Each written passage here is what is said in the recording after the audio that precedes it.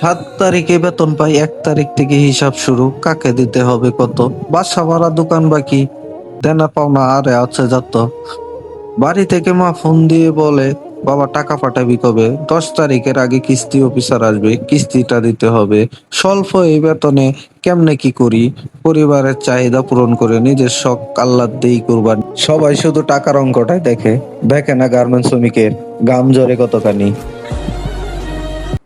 এই গার্মেন্টস লাইফটা না অনেকটা কষ্টের। এই কষ্টটা আপনারা কেউ বুঝবেন না হয়তো, যারা গার্মেন্টসে চাকরি করে তারাই শুধু বুঝে।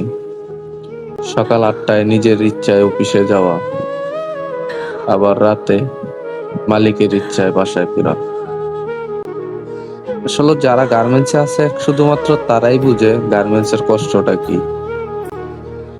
কেন নিজের ইচ্ছায় কথা বলা যায় না, কথা বলতে গেলেও চাকরি হারানোর ভয়, বিভিন্ন সমস্যার মধ্যে দিয়েই গার্মেন্টস শ্রমিকদেরকে দিন কাটাতে হয়। কখন সূর্য ওঠে আর কখন যে ডুবে এটাও ঠিক মতনে দেখতে দেখা যায়। সেই ভোরবেলা সকালে 8টা বাজে অফিসে ঢোকা, আবার রাত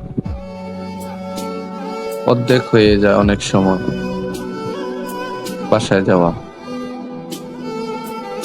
এই কষ্টটা আসলে বলে বোঝানো যাবে না, যারা চাকরি করে শুধুমাত্র তারাই জানে।